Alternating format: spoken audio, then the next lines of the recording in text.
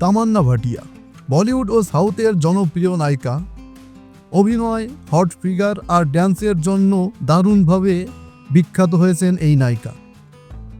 অনেক দিন পর আবার অভিনেত্রী তামান্না ভাটিয়া আলোচনার কেন্দ্রবিন্দুতে চলে এসেছে। তবে এবার তার নাচ বা পর্দার উপস্থিতির জন্য নয়, আনুষ্ঠানিকভাবে নিজের জুয়েলারি প্রতিষ্ঠান তামান্না ফাইন জুয়েলারি এর উদ্বোধন করেছেন তিনি। এই ভিডিওর মাধ্যমে এই ব্র্যান্ডটির ঘোষণা দেওয়া হয়। তামান্নার পর্দার বাইরের ব্যক্তিগত স্টাইল এই ব্যবসার মূল অনুপ্রেরণা বলে জানান তিনি। নতুন এই উদ্যোগ সম্পর্কে অভিনেত্রী জানান, বিশেষ অনুষ্ঠানের পাশাপাশি দৈনন্দিন জীবনের জন্য পরিধানযোগ্য গয়নাকেই গুরুত্ব দিয়েছে এই ব্র্যান্ড, যা আরাম ও স্টাইল দুটোরই ভারসাম্য বজায় রাখে। এক সাক্ষাৎকারে তামান্না বলেন, গয়নার ব্যবসার সঙ্গে আমার পরিবারের সংযোগ বহুদিনের। তিনি বলেন, আমার বাবা 15 বছরেরও বেশি সময় ধরে গয়নার ব্যবসায় যুক্ত।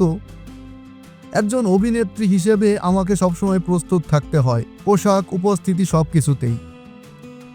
কিন্তু একটা সময় বুঝতে পারি ফ্যাশনের নামে আমি আর অস্বস্তিকর কিছু পরতে চাই না। এমনও হয়েছে, এমন পোশাক পরেছি যেখানে শ্বাস নেওয়াটাই কষ্টকর ছিল এবং আমাকে অনুষ্ঠান ছেড়ে চলে যেতে হয়েছে। তখনই সিদ্ধান্ত নিই, অস্বস্তিকে কখনোই সাজসজ্জার অংশ বানাবো না। নিজের পছন্দসই গয়না সম্পর্কে তামান্না আরও বলেন, গতকাল 2.5 বছরে আমি উজ্জ্বল সোনা, প্রাকৃতিক হীরা ও রত্নপাথরের দিকে বেশি ঝুঁকেছি, যেগুলো বাস্তব জীবনে আমাকে স্বাচ্ছন্দ্যবোধ করায়। আমি স্বীকার করি আমি একটু অলস প্রকৃতির মানুষ, তাই এমন গয়না চাই যা সহজে পরা যায়, যেগুলো দৈনন্দিন জীবনের সঙ্গে মানিয়ে নেওয়া যায়। কিন্তু বাজারে কেনাকাটা করতে গিয়ে আমার লাইফস্টাইলের সঙ্গে মানানসই গয়না খুব একটা পেতাম না। এই অভাব থেকেই তামান্না ফাইন জুয়েলারি ধারণ জন্ম বলে জানান এই অভিনেত্রী। 20 বছরের ক্যারিয়ারে কাজ করেছেন 80টিরও বেশি সিনেমায়। 2005 সালে অভিজিৎ সাওয়ান্তের মিউজিক ভিডিও লাভজমে দিয়ে ক্যারিয়ার শুরু করেন।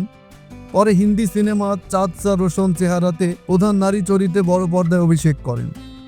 এরপর 2006 সালে স্ত্রী দিয়ে তেলেগু এবং কেদি দিয়ে তামিল সিনেমায় যাত্রা শুরু করেন এই তারকা অভিনেত্রী। সর্বশেষ তাকে দেখা গেছে do you wanna partner web সিরিজে, যেখানে তার সঙ্গে অভিনয় করেছেন ডায়ানা পেন্ট্রি, নাকুল মেহতা ও জাবেদ।